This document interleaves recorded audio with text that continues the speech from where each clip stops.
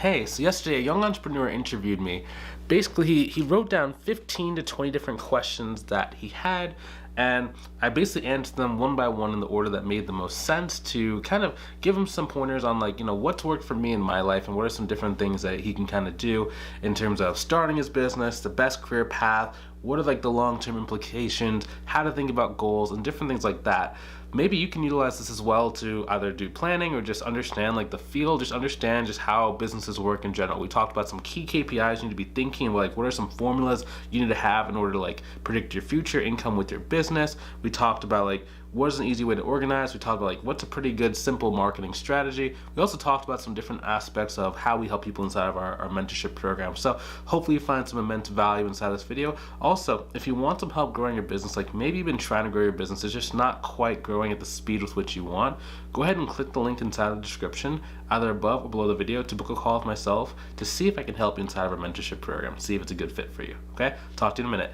Enjoy the interview, and I'll talk to you soon. Also, keep in mind, the stuff that we spoke about should not be construed as financial advice. It's just what's worked for me, and we're just talking about what are my views on these things, but it's not financial advice. You hear me? Yeah, can you hear me? Yeah, I was trying to join, but I'm currently in college right now, so I'm at my school campus trying to join the call. That's okay. Yeah, man. Sometimes like Zoom just messes up and makes things like kind of tough. And how do you pronounce your name? Makai, Makai. Nice. That's a cool name. nice to Awesome, meet man. you. You as well, yeah. So why don't we do the call? Like first, we'll kind of see where you are next. I remember reading your form, so I kind of want to Uh-huh. see like where are you now, and like where do you want to go? Like what does that kind of look like, and see like to what degree can I help you? Uh-huh. Um, so I guess if you can kind of like expand, and reiterate, I guess like what's kind of the biggest challenge you're facing right now? Honestly, okay, so I'm 19 years old currently. I'm a finance major. Obviously, you read that. Young black man in America. Obviously, you understand that certainly. Where I'm trying to go with it, I don't want to necessarily be an accountant, but I'm trying to start early. So I've always been taught since a young age. I've done a bunch of different type of businesses, but I'm trying to expand my horizons just as far as learning in general and as far as the financial world. And I say that because obviously I'm a finance major, so there's a bunch of different steps to it. So I had internship with a company called IEX. It's like a middleman for a stock brokerage. It's like it trades and buys and sells stocks. So Hmm. with that being said, I want to kind of get into, like I said, other parts of the financial world. So in that, I've started to do my research on bookkeeping. So obviously, I know a little bit about it. I have actually, can I screen share on here? Let's see. Give me one sec. Yeah, I think Right so. now. Yep. So I basically started a roadmap. I watched. Can you see it or no? I can see it says you are sharing your screen. Okay, here I'm gonna go to my files. I watched a few of your videos. I probably watched anywhere from like 30 to 40 videos at this point. I kind of created like, okay, so let me kind of give you where I'm at right now. I'm at my base level. Like Hmm. I'm obviously learning a lot knowledge. I understand the software and systems to use it. I understand some of the terminology. I'm trying to kind of take more notes and stuff like that. This is where I've started my business plan overall. So right here, if you obviously see, it's my bookkeeping roadmap. So I kind of put my first six key plans that I wanted to like kind of start off the base on, like base level. So obviously, identifying a special niche or industry to focus on to do particular bookkeeping. Obviously, good bookkeeping is a wide variety of range. Like you can do it for any business, but obviously finding that kind of way to get your foot in the door and understand a particular lens to look through. So one, that is what I'm starting off with. I want to try to kind of start to develop and build a brand for the bookkeeping business per se. So obviously, I want to eventually get an LLC and stuff like that. But I feel like first, I want to kind of invest and find people who are going to invest in me and help me to like build my business and understand truthfully what it is. Obviously, I've watched a number of your videos. I'm kind of surprised that I'm doing Zoom. I'm kind of happy that it's you specifically that's in the call. I thought you were gonna like. My dad is big in like renovations and renovating houses and stuff like that. But obviously we're in a digital age, so there's a lot of courses and stuff like that. With that being said, but I want to necessarily talk to someone who's done it before, who kind of has been in the industry and understands how the industry works. So I made 12, 20 or 20 questions for you. Obviously, we're gonna have a conversation about it, but really, I just wanted to get some insight from you, hear your personal opinion. Obviously, watching the video is one thing, but kind of talking to you as young man to man, understanding how the game is played and how you kind of invested some of the strategies that you've used, and just, obviously just learning. Really, that's really why I set up this call. I felt that you were very informative and you were trying to help people, which obviously, as I grow my business, that's really my ultimate goal, is to help people.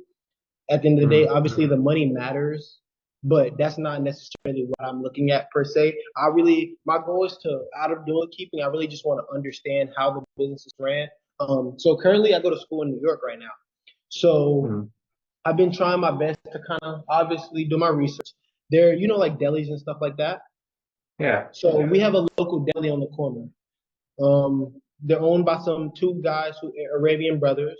I kind of started to talk to different people and understand, like, obviously there's a difference between being a CPA and going to school for the 4-year degree and obviously being a bookkeeper, which you don't need. I was doing my research. I don't think you need any certifications. I was gonna take the bookkeeping course, the Quick Book Pro or something like that. I have another thing Mm. as well that I'll show you. I've been taking some notes. I was gonna, like, obviously the main software is QuickBooks, so I was gonna do that little course, get that certificate. I've been taking some notes on marketing strategies and different ways to kind of propel the business and expand it per se, Mm-hmm. and really just like I said, talking to you and kind of getting a ground point where to like lay it out and building my roadmap. Yeah. Okay. That's cool. But yeah, So I guess in terms of like a program, so are you looking to start the business now and like invest in mentorship, or like I guess what are you most looking for on the call today? really just basic information. Obviously, can you hear me? Yeah.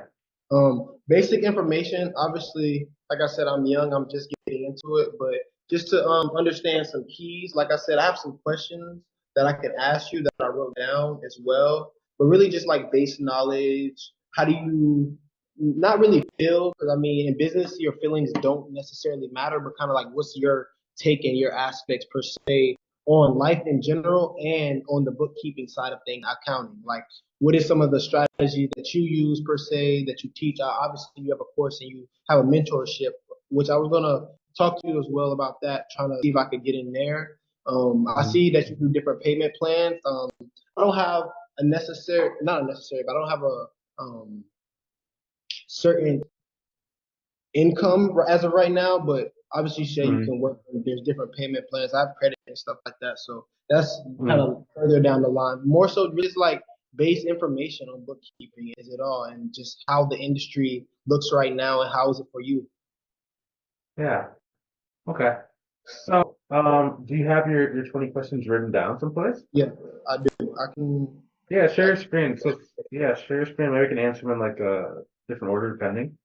all right, here. I'm gonna shoot these over real quick to. I'm gonna put them on a Google Doc so we can both see it, so I can share it on my iPad. I'm Okay. including you. I appreciate you having this call with me. Yeah.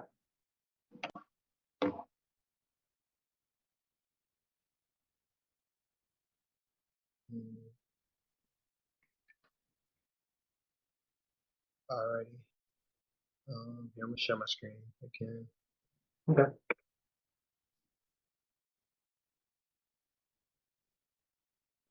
See it? Yeah. What are the keys for successful booking business? How can I differentiate service competitive market? What are essential tools to operate our booking business effectively? I suggest to build a blunt client from scratch. Overcome challenges bookkeepers face, try to add to cloud, what kind of problem, can provide insights into such marketing and bookkeeping. What are the key factors organization considers, what we consider, how you recommend services to ensure profitability, effective ways in accounting, specialized or niche. What are some effective methods for managing client relationship? Is that data and changing tax law regulation? Of course, this is for bookkeeping business, make sure your success stories based on your experience. What are the biggest mistakes you see the making? How did you recommend balancing the workload and time, effectively, or case allocation, beneficial? Let's answer number 16 first. So specific certifications. I mean, if you get the QuickBooks Pro Advisor, um, I it's not a make or break, but it can be helpful in terms of like getting like free leads. So I do like the QuickBooks certification. You get like the regular one and you get the advanced one as well. Um, Next one would probably, and don't think you have to get every single word written down so I can give you a recording of the call Mhm. afterwards. Yeah. So other certifications, like if you can get your college degree, that's a good one as well. You have the internship as well, correct? Yeah, I have an internship. I was gonna, but it's for project management. Obviously you probably know a little bit about that, like Yeah. marketing analysis. Yeah, yeah, yeah. So that's where the internship is. But I was gonna Okay. ask you that as well. Do you think I should look to my grandma was saying like apply at like H&R Block and try to find like um, bookkeeping obviously interns, but I was going to necessarily try to start the business because obviously more so than anything, I obviously know that you don't need any specific certifications. It's really like building, establishing relationships and networking and leveraging your brand more than anything. But you obviously have to know the information too, with that being hand in hand. But um, Yeah. So do you know how to do bookkeeping as a skill set? Yes, like basic, but Okay. basic knowledge, like even using QuickBooks, like finance or assets, liabilities, putting them in the right categories. I want to sharpen my knowledge on it, like more than even it is now. But for the basic knowledge, yes. Okay. So two things. So in terms of certification qualifications, if you have the skill set, that's really important too. Plus, if you one way that like our students in our program, if they're like newer to the field, can kind of like adapt faster and have more credibility, is that they actually partner with other students that have more credibility. So like you can take a sales call with someone who already has like 20, 25 years of experience, and then basically you guys can either split the contract or give them like a percentage or even like just a commission off of doing the call with you. So I mean, it doesn't necessarily have to be your credibility as long as you have the skill set, you get the relationship, and then you know other people that if for example someone says like you need references, if you have people that can at least give like a character reference or someone you've done like a internship for, that's all that really matters. Uh, how do you handle situations where clients have complex financial needs or issues? It really depends. When they say like complex financial needs, you're talking about like if they need like help with like taxes, or you're talking about like what's the Yeah, scope of once services? it kind of expands outside of just the simple bookkeeping for them. Like obviously they need Yeah. financial advisors and stuff like that. But like I said, you're not a CPA. It's not necessarily a keeper. It's not a CPA. So I know you don't have to do that. But obviously, there's going to be situations where clients ask for other than because it's a balance. So you kind of Yeah. working with the numbers. You're trying to make their business more profitable at the end of the day. So they're going to want somewhat of advice. And obviously, you know a lot about you're pretty much not you know as much about them as their business, but you know as far as numbers per se, you know about as much of them as their business. Yeah, I mean, so in terms of that, 17, usually someone's going to have a tax account if they're already having significant revenue in their business. Usually, that's not all the time. In some cases, like their tax accountant could die.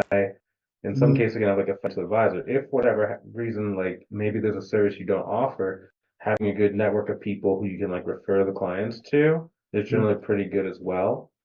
And then over time, I mean, you just got to keep improving your skill set so you can help people out in like a lot more ways. So like, first maybe you start with bookkeeping, then maybe you start understanding like, trends and analysis, and you can start adding that as a service where it's like CFO services.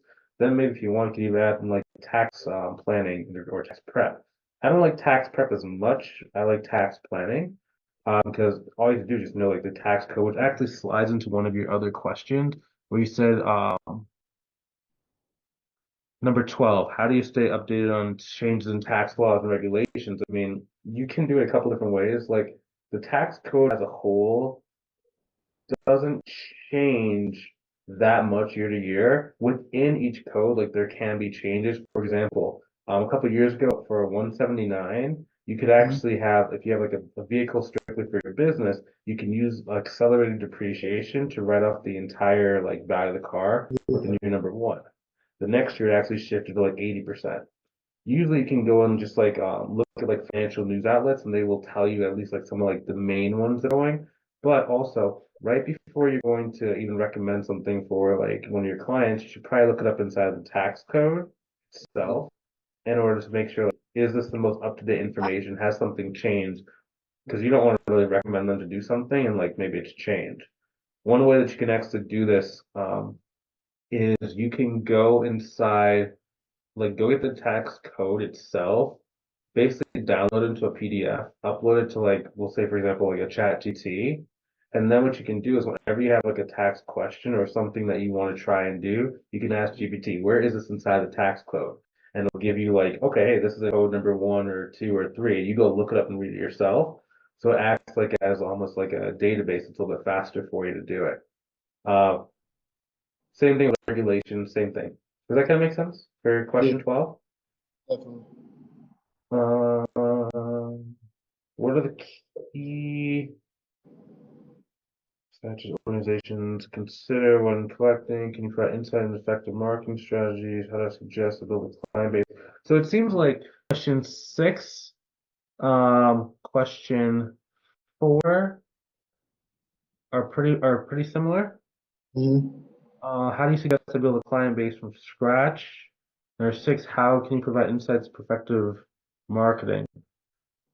Let's talk about 5 first. So what are some common challenges faced by bookkeepers in attracting high ticket clients and how can they overcome? Most times it is you're seen as a commodity, which means like a lot of bookkeepers will do stuff like Upwork or Bark.com or just like they're generally like some sort of like directory type of lead gen system where a client comes, it sees like a list of like 20 to 40 like bookkeepers or accountants. They then call up out of those 20, maybe like 5 to 10, and it's very hard to charge a high price when there's 10 other guys that might be pricing very low and they're kind of competing against, they don't have much price control, right? So you do that by really building a relationship and building a brand with people. One thing that you're going to have over a lot of other people is like, you might not be afraid to be on camera or write content, right? That's how you're going to like differentiate yourself like that. A lot of um, this actually kind of goes in question 2, how to differentiate your services in competitive market. If you have a brand, if you can communicate your values, if people can see your personality, if people can see like you've helped other people out, they're going to move towards you a lot more consistently. Does that kind of make sense? Yeah, definitely. I am actually on my notes over here. I was my three things that I was. It was three. It was called the big three. How can I bring value Mm-hmm. to your business? How can I differentiate from obviously competitors, and how can I save the organization money? Obviously, that's one of the biggest things is saving money. A lot of people don't realize that with bookkeeping, especially at the end of the year with not filing. So many people don't realize that how essential keeping their books is. They don't do it at the end of the year. I feel like a lot of people lose money with taxes and stuff like that because of per se they're not obviously filing their information and just putting things in the right places and understanding how the Yeah, numbers work. yeah. So that's one. Another way you can differentiate yourself, so step number 2 would be to have like a wider range of experience. Like a lot of bookkeepers, like they only worked in either one industry or they don't really understand business. They just understand bookkeeping. So I mean, it sounds like you've had kind of a wide scope of different businesses you've ran. Yeah. So, I mean, that's going to set you apart. For example, one of my students, he does a lot of stuff with like e-commerce businesses because he likes e-commerce. Like he had his own e-commerce store, so we can talk about like different like news events that happens in the e-commerce space. He talks about different types of advertising strategies. He talks about different ways you can go get products. He just likes e-commerce, so he's able to talk about it in a way that most of his competition just can't do.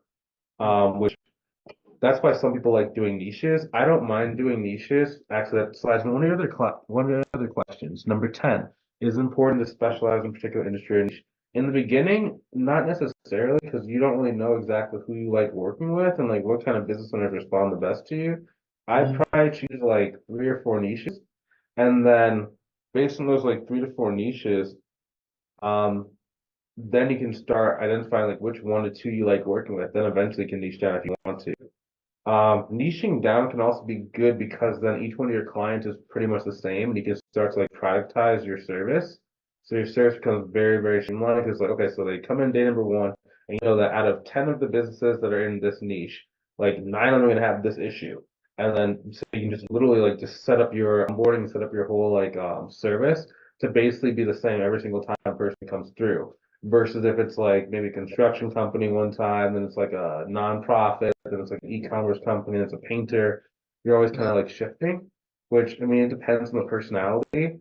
And if you like doing the work versus if you want to like make a lot of money, right? They're not necessarily mutually exclusive, but they are a little bit different. Um,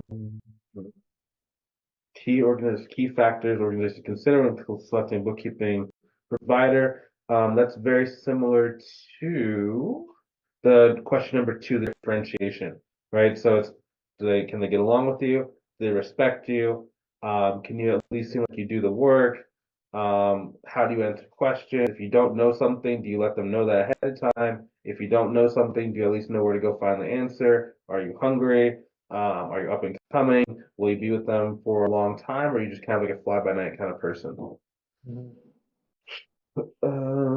How do you recommend pricing bookkeeping services to ensure profitability? Question number 8. We give people in our mentorship program like a pricing calculator so that you know exactly what to charge. Um, for example, we had a student today. She had a person with like 3 different clients. Um, the person came with 3 different businesses. So at the end of the day, when we are like pricing it out, it was anywhere between she could charge between about $3,700 a month or $4,600 a month, give or take a couple of different factors. But we were able to pinpoint that down within about like 5 minutes. Um, there's a lot of different factors, right? So there's a lot of transactions. They needed a little bit of AR. They need some invoicing. Um, yeah, so it can really vary depending on like the business that you're dealing with.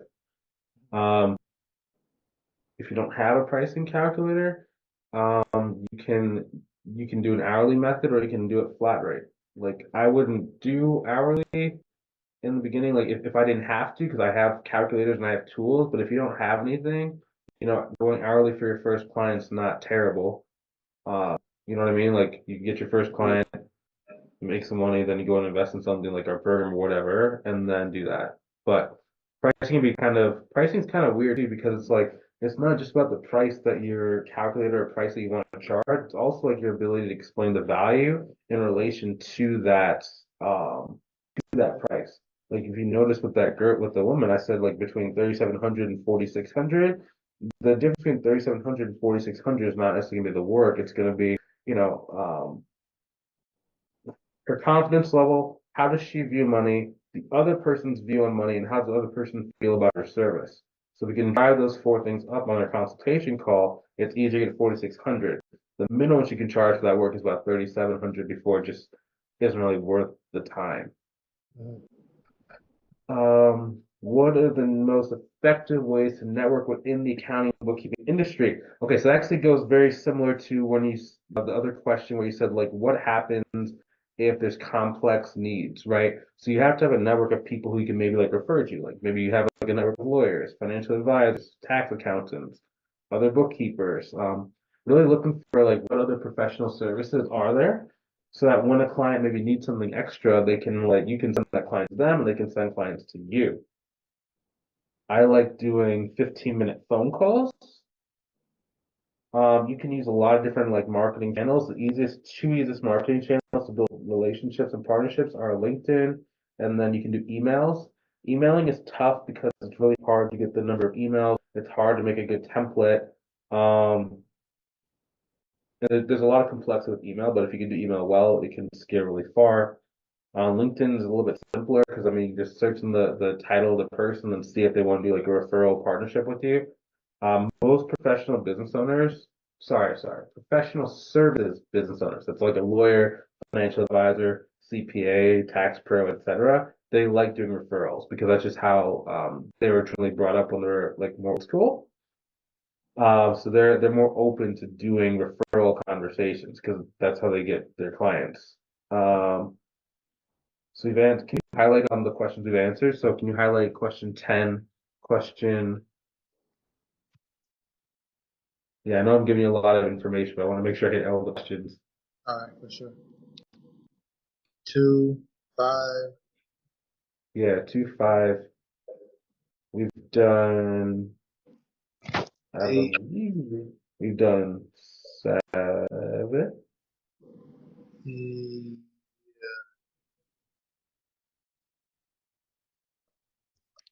We Yeah, did we've 8, done correct? 8. Yeah, 9. Did we do yeah. 9?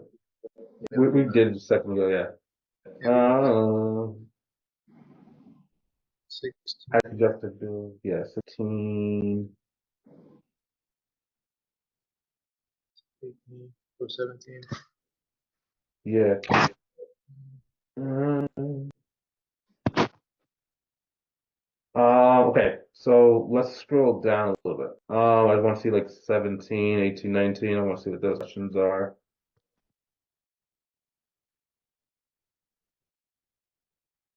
Okay, efficient.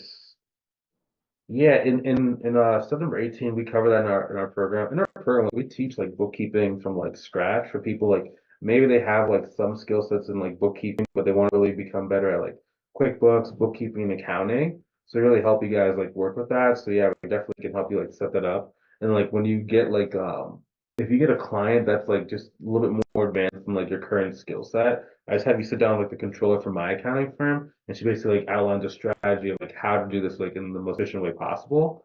So yes, we definitely provide guidance on that. Um, Number 19, what are some key metrics or indicators to track and measure the success of growth of a bookkeeping business? Okay, that's a good one. So when I'm doing this, I'm looking at um depending on what sources. Okay, so let's assume just like if I'll give you a couple metrics for marketing from social media. So let's say like how many calls do you book? After that is how many calls show up on the calendar. After that is how many calls close. Those three are the most important when it comes to like before someone's like start working with you. Another metric that you need to have, like once you start having clients, you have to see how many days it takes from when you present your invoice or present your price before they like give you pay you money or they like pay or they fill out your engagement letter. Okay, that time frame is important because like sometimes people like for example, I had a student named Audrey and she came on a call. She's doing about 25 grand a month right now. Now she was like, okay, I just gave this person a price a little bit higher than what the person was expecting. It's been 1 day since I sent him the invoice. He hasn't paid it yet. And then a lot of people will be like, oh my gosh, it was higher than what I expected. He hasn't paid the invoice. We opened it. But she has a metric that we track, which is from when you say your price on average to when someone like actually pays and signs the engagement letter, what's that time frame? For her, it's 7 days. So she's not worried about it because we know we have 6 more days before it's unusual, right? So that's another metric to track. Another metric you track when you're working is how long does it take from when the person signs up to when most of your cleanups are done on average. And the reason why it's important is because it helps you get accuracy on like predicting and telling the client like what to expect as far as like when their cleanup should be completed. Another metric you should track as well is churn rate, CHURN, churn rate. That is what percentage of the people sign up with you and like what percentage will fall off and not work with you. Once you have that number, you can also see like what is your average lifetime, your average client lifetime. That's how many days or how many months or how many weeks does a person stay with you before they churn out. Another one is what is your average lifetime value of a client? That's how much money does a person pay you on average while they're still working with you.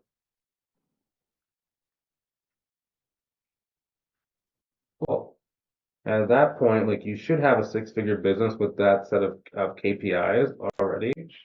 Um, if you want to keep expanding a little more, you can start doing like paid advertising, right? So for paid advertising, it's like what is your cost per lead?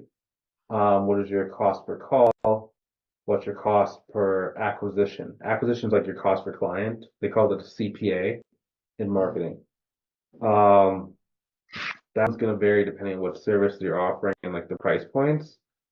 Um, and we can talk about that in the future. But that's another metric that's really important, right? Because then what you can do, if you, for example, let's say that you're doing a service like a tax planning type of service, or let's say that you're offering cleanups, and you know that your average cleanup will pay you about, we'll say, $4,000.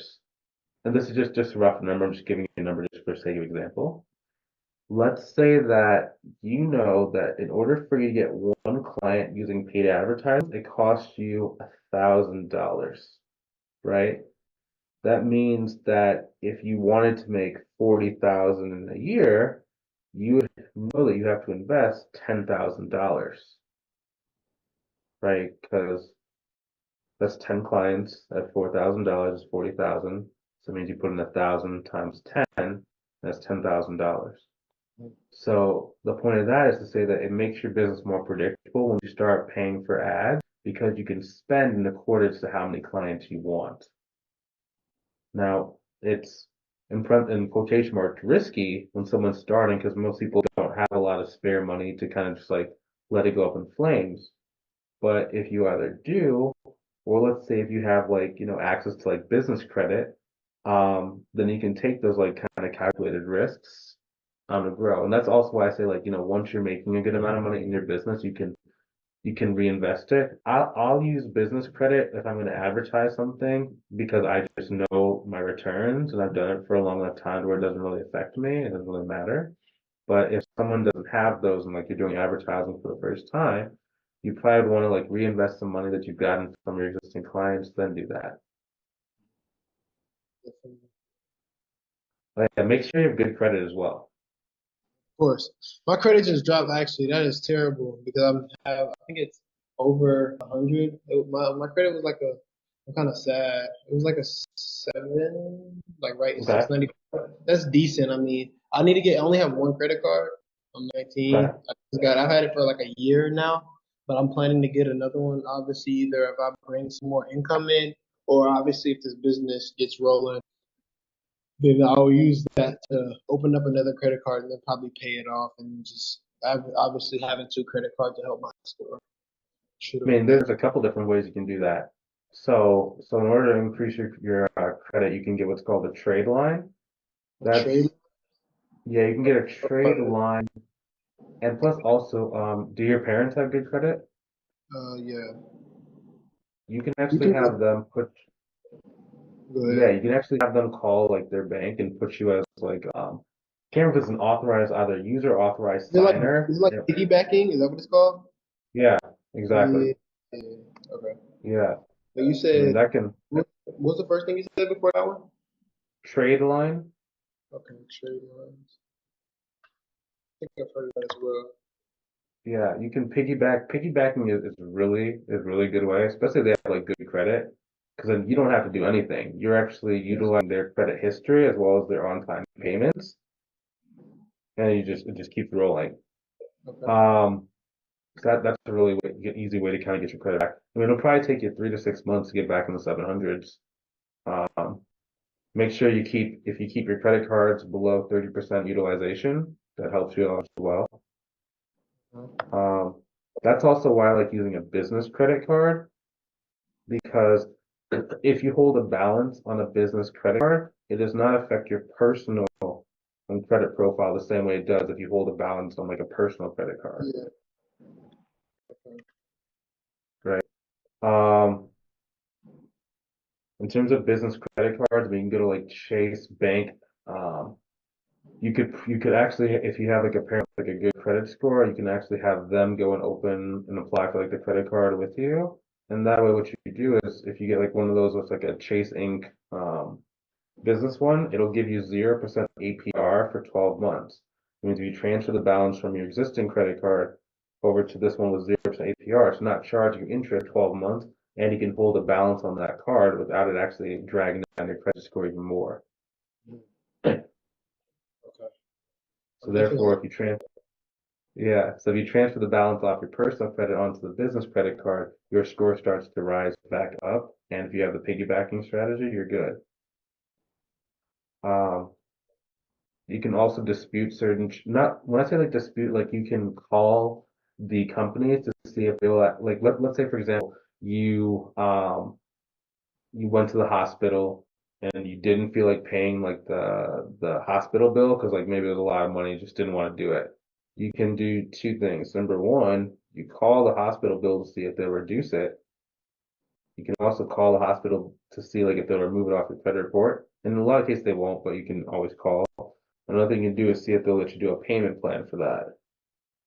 Right. The reason why it's important is because if it's a payment plan, you're making payments, they're not going to report it to the credit bureau that you have not paid them the full amount. But if you don't make any payments to that thing, they then will either send it to collections or they send it to some kind of agency that marks down on your credit.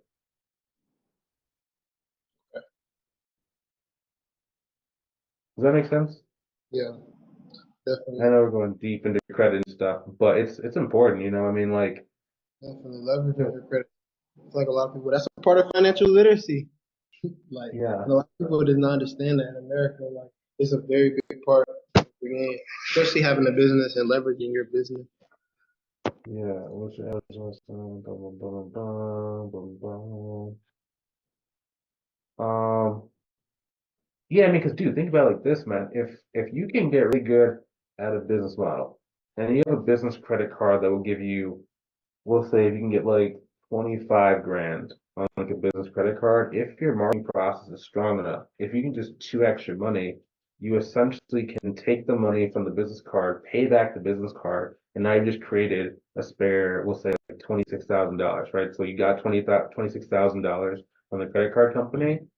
You basically won and made, what is that, $52,000? You pay back the original 26, now you're left with 26. You throw it inside of like either your investment account, maybe put it like right now money markets are paying really well, or you just put it inside S&P. Um, you could put it inside the S&P, or you could open what's called a Roth IRA. That's not going to be taxable. There's certain rules around it, but it's not taxable. So you just take the money you got from the business, you throw it into your Roth IRA, you put in something. It doesn't even have to be like that big of a thing, but now you're $26,000. That's basically making 8% per year on average. And they just let us sit there for 20 years and just keep doing that same process. Money's growing with the inflation. Yeah. Obviously, how do you feel about the U.S. dollar drop? Inflation. Whatever. I mean, as long as you have an investment vehicle where it's like where it's at least beating inflation, I mean that's really the biggest thing, Do you have a right? hedge That's why fund? it's like, do I have a hedge fund? Yeah, that's like family, right? Um, Even taking a step back, so when you say hedge fund, because like a hedge fund can generally be like a company that does that. Are you talking like a family office? Kind of in a way.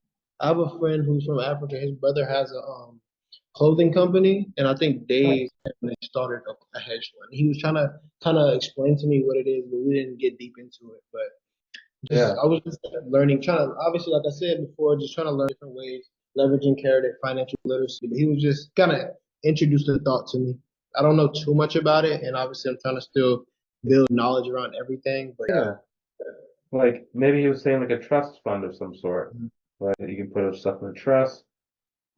But yeah, it really depends, man. When it comes to inflation stuff, um, I'm not the best person to talk about for that because I can always just like sell more things to kind yeah, of beat that. You know what I mean? So, I mean, for a lot of people where it's like maybe they have like a either a salary or some sort of like fixed income, like they're like a job or something. It's really I think hurting a lot of people. For someone like myself, it kind of is an impactor, but not really. Because I can just so like we kind of talk about the income, right? I can predict, okay, if I want to go make an extra $10,000, I know that all I have to do is just go spend $3,000 more in ads, and then You can buy what you want. That makes So, sense. which is also why you build a business, right? Because you can kind of control your income to a certain degree. Like, Hmm. you're never gonna 100% be in control because like all your clients can go out of business. It's unlikely that like if you have 17 clients, all 17 are gonna go out of business the same day. Um, but yeah. What's question 20? Um, how do you suggest staying motivated and resilient during the ups and downs of entrepreneurship? Entrepreneurship in this industry. Um, I don't know, you have to journal, write about what you're thankful for every single day. Um, write about what you're thankful for every single day. Um, I don't know.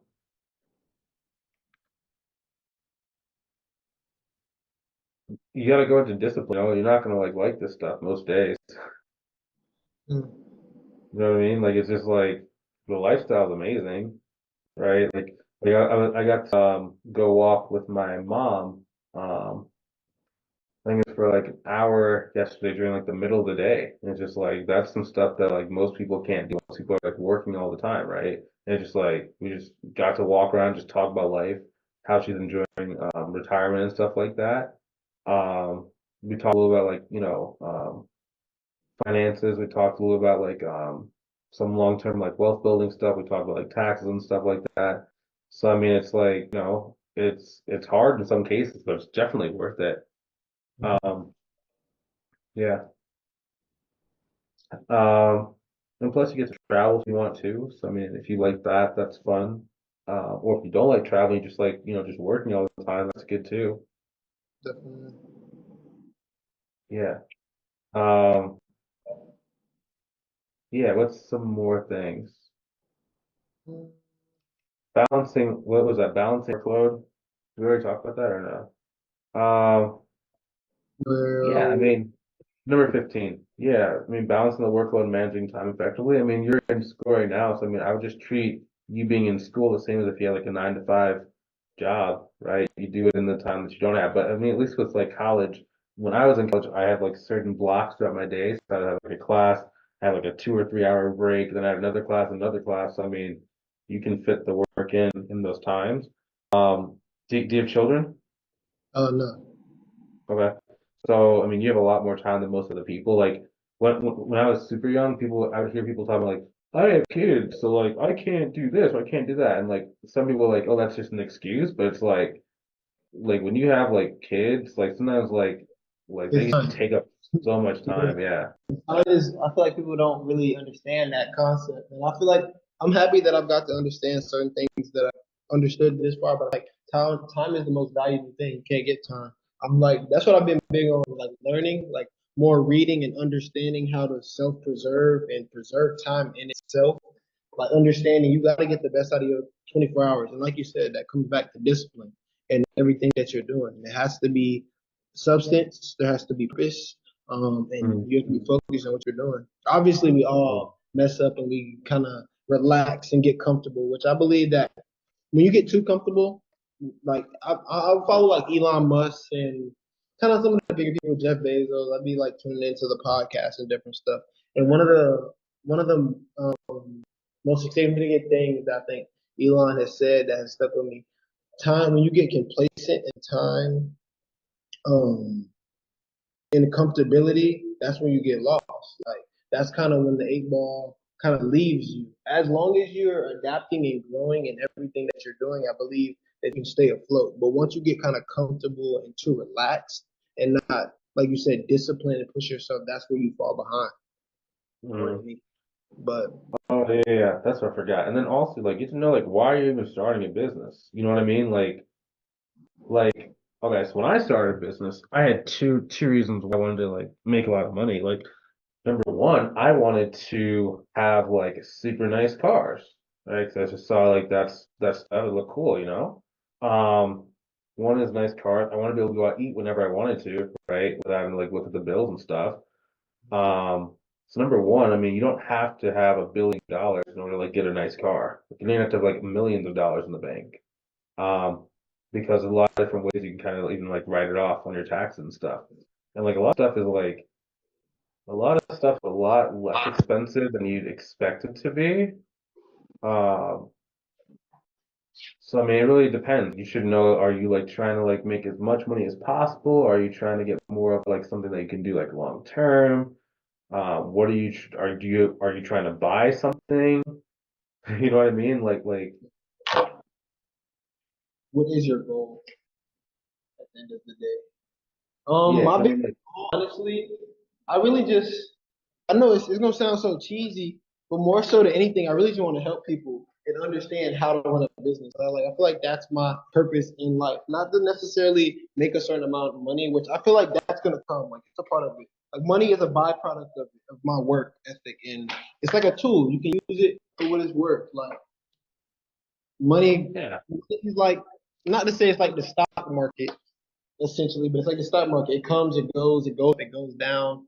Like I believe that's how it is. Not to say that you shouldn't focus on money again. I believe a lot of people unlock a certain level of freedom. I don't believe that money buys happiness, but I believe that it buys things that can lead to your happiness. But I don't think it necessarily buys the happiness in yourself. I feel like that's like a deeper rooted thing with morals and principle. But definitely, really just helping people. Like I feel like that's my purpose of sounding. I feel like it sounds so cheesy, and I don't really get to talk about it. I mean, obviously, you understand from a business owner and a business perspective. Obviously, that is what your goal is at the end of the day, how you're bringing value and how you're helping someone else's business to obviously propel and expand your business in that. But definitely just really helping people. Like I feel like that's my goal. I feel like in the world that we live in, especially in the generation that I've been born into, we're so lost in. I feel like I don't even want to say that we're selfless, but I feel like we're very selfish and we're not willing to work with each other and expand. I feel like that's why the world is going into such a cold place in the day and age that we're in. I don't know. I really just want to help people. Like all that being said, I really feel like that's my biggest thing. Like I do want to I want to change my tax bracket, especially at early age. I want to retire my mom. I want to retire early. I have a very, I feel like good work ethic. So like I don't know, like the way I look at work is kind of different from other people. Like I pursue it more than anything. I look at it like a challenge. Like I'm being challenged. This is a puzzle, and you got to put the right pieces in to make whatever the goal you're looking for. And once you kind of put the pieces in the right place, that is what you're essentially doing, getting to the goal. Yeah. But yeah, I don't know. Yeah. I mean, it depends, but I mean, you just gotta be able to remember that. 'Cause, I mean, it can get frustrating sometimes. And then like, I mean, bookkeeping is a good business model because like sometimes in terms of like businesses, like there it can be just businesses like seasonal for service-based businesses, right? So it's like there's certain months where it's so easy to get new clients, but there's certain months where it's a little bit harder, right? But as long as they have recurring revenue, your recurring revenue is like consistent. It's just how much it goes up by each month can be a little bit different. So I mean, that's why I like that business model is pretty good. Um, yeah, man. I mean, that's the biggest thing in terms of number four. How do I build a client base from scratch? We have like seven different marketing paths we kind of teach inside our program. So it just really depends on which one's the easiest one for kind of where you're starting at, and then from there we just like attack it from there. Next, what are some essential tools of software you need to run a booking business effectively? QuickBooks Online. You can have the accountant's version, so that's free. Get LinkedIn Sales Navigator. At least get the free trial of that. If money's super tight, you probably go and just use like Gmail for free. Um, that's get a paid Gmail, like a business one for like $6 a month. Um, that's a good one. Um, yeah, depending on your goal, man. Like usually what I see for a lot of our students, it's like the most they pay per month for like their business stuff is like for marketing, it's about $200 per month. Some other costs are like your LLC each year. Another one is like your business insurance. Depending on how much like insurance you get, sometimes like they'll charge about like $1,100 per year. You can split up into like a 10-month payment plan of like $100 per month or whatever. Um, yeah, so really all together, not kind of like coaching stuff, you probably need about uh, probably $3,000 to $4,000 per per year for your business. But you shouldn't be making that after you have a good and basic clientele, 2 to 3 clients, right? It depends. It depends. I mean, like if you're gonna have a business Gmail, right, then that's money from day number one, right? Yeah. QuickBooks Online is free for accountants. If you want to use a LinkedIn Sales Navigator, I think it's like $100 a month or whatever. Um, your business insurance, I mean that one you can get like once you have clients. Same thing to LLC. So I mean, yeah, you usually you can liquidate the cost of your tools and stuff with money from clients. Mhm. So How I'm did just keeping it you? all. You hear me? You said how do you what? I was about to say, how did you like? First of all, when did you first start, and when did the ball get rolling? After you, was it really just marketing? After you obviously understood how to do bookkeeping in itself, defining, filing the information. Was it just really building your client base and your networking for you? Is that how you got your ball rolling? Like for Well, your I first client, what'd you do? Yeah, I mean, it was kind of rolling. I mean, like, I was trying networking events. I was also trying flyer marketing. So, like, I would have like a stack of flyers. I like walk into different businesses. Like, you get a client here or there, which is not bad. You know what I mean? Like, a lot of business owners will respect you if you're younger and if you're like walking around like hustling, depending on where you live, right? I mean, if you don't live in a place where people respect that, of course, it's not gonna work. But I like invested like 35K my first year in business in the first 14 months. So it's like I did 6 months of just trying to do stuff like randomly on my own. And I was just doing stuff 'cause I just didn't know that you could buy courses and stuff like that. So then I just started investing in like courses. I like got like back then there wasn't a lot of like bookkeeping like business courses. Everything was like how to do like a tax firm or like how to get a job as a bookkeeper. So it wasn't like how it is today. So like I'd invest in like just random things. Like I was investing in like random sales courses, marketing courses, pricing courses, negotiation courses, networking courses, um, just random stuff to like figure this stuff out. So once I did that, and like once you kind of figure out like everything not to do, the path of what to do becomes very clear, and that's when you have like more consistency. So it took me in total about 14 months to get to like 15,000 in sales for like bookkeeping and CFO services. How long did it take you to get your first client? Um, I like to say it was pretty fast. It was under a month. Um, And this was yeah, after you had already done all of that, all the marketing, put the 35,000 in, or this no, no. was. So I got like a client on my own. Like the flyer marketing was like I think the guy's paying me like 450 bucks a month. You said 40 to 50 bucks. 450. 450. Okay, so you did the flyer method. Obviously, you were going around here giving your business proposal, your idea, and then you met your first customer. And then obviously the networking was trying to like expand and propel the business ahead. That's why you ended up spending so much, which obviously, like you said, you found out what not to do with doing all of those things. But that was the main goal of that, was expanding your business. It wasn't to start the business in itself. Those are one and the same. You said they're in the Right? same. Yeah, those are one and the same. Yeah. Like for example, I talk to guys like some people say like they're like, oh, I don't know if I need to like invest in stuff until I have the business going. It's like in order for you to get the business going, you need to it's not like you start and then you grow. It's like it's one and the same. Right? When it gets about 10,000 per month or 20,000 per month, that's when it gets a little bit different because then you have more cash to be able to grow the business in a slightly different way, right? So you can take more massive jumps once you get to a certain point. But people are like, oh, start, grow. And it's like, no, because if you start from day one, you know exactly what to do. You don't have to start, stop, start, Yeah. stop, start, stop. It's just I didn't know that was like an available thing. So as soon as I figured out that was available, then I would like buy one thing.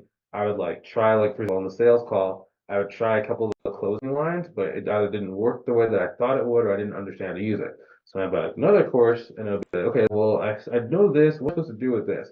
Then they'd like fill another piece. Then I'd do something for like marketing. Then I'd do something for like negotiation. Then I'd do something for like mindset.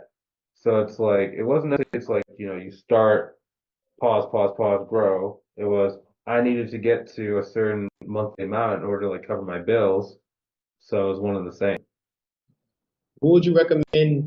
As obviously we've had this call, we kind of chopped. You understand a little bit about me and what I'm trying to do. What would you recommend for me to do? Like after this call, will be the first steps. I've kind of done basic research. I have like somewhat of a business layout plan of like how I plan to attack it. And obviously, I'm gonna have to Mm. leverage that and expand the business. But what would you recommend me do? Like the first thing, even just to like simply go find a customer, like going on a LinkedIn and making a business account. Like, what would you recommend the first few steps be? Mm, it really depends. I mean, like um you said you're in New York, Yeah, I'm in Queens right now. you're in Queens. Mhm. Um I go to St. John's. You know St. John's or not? yeah, St. John's. I mean you could probably it depends. I mean, do you feel comfortable taking on a client book like this and this tomorrow? Yeah, I mean, like really, I really could. I want to obviously I'm gonna do some more research and put. I just really want to make sure I know the terminology so I can put the finances in the right places inside of QuickBooks and the bookkeeping. So I'm probably gonna take that course. But yeah, I would be okay with that. See, I mean, because isn't the QuickBooks course like I think it's like $100 something like that? I can't remember how much it costs. It's not super expensive, but yeah, I mean, I guess in terms of like, because I would probably tell you certain things depending on like what your book, a mentorship program, then I would say let's go direct to clients and go attack. If you don't have that, then probably what you could do. I mean, do you have friends that have a business? I actually do. Like, I have a few friends who have clothing business, photography business. Yeah, like I do. I don't know Okay. necessarily if they do their books or if they would be willing to pay for books, which obviously is something that you need. But I have a few friends who have like small upcoming businesses. Yeah, I mean, if it's your first one and you're just trying to help people out, I mean, you don't necessarily need to make a huge amount of money on those clients. I would be thinking more of it's like to kind of get you from the door, right? Because then when you start going after big clients and they ask for like either references or have you done this before, you can say, yes, I've done it before. And you have like, let's say if you have like um, 3 or 4 friends you've helped out, then Hmm. you can definitely like use them as reference. So, plus you could offer to give them a discount on your services if they refer like 1 or 2 more people to you, right?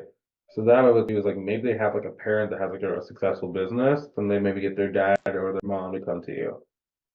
And from there you can really charge them a good price point. So really just finding some business or someone per se who needs it, the service. Well, it's more of like you get someone who you know is gonna say yes. So like let's say I mean you're young, so use your age to your advantage. Let's say you have like do you know of any let's say you have like friends. Do you know any of your friends who have parents that own a business? Yes. Like I know a girl, my best friend that he owns like tents, like like building the big tents. Like Yeah. he plays pools and stuff like that. He owns a business, which my cousin I think did bookkeeping for him. And I'm not sure if Uh, he has a keeper as of now, but Go reach out to definitely. that guy. Yeah. I would literally take a list of like your phone contacts.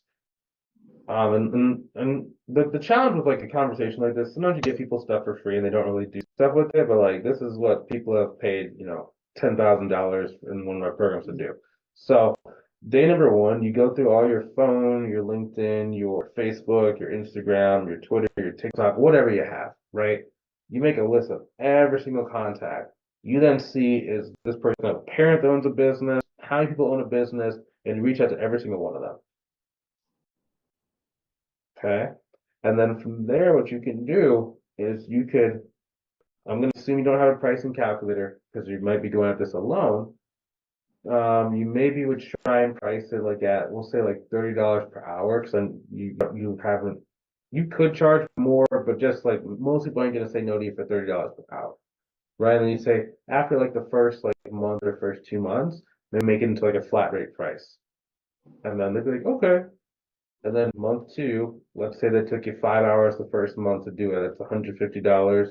So now that person paying $150, and that person paying 150, and that's one paying 300, that's one paying 500. And you start going to bigger and bigger clients. Once you get to about $500 a month, if you have an invested mentorship program, I would just invest in a mentorship program just because it just makes it go faster. Because that pricing $150 a month is not really enough for most people to live. I mean, I guess do you live like in a dorm, or like what are your expenses per month?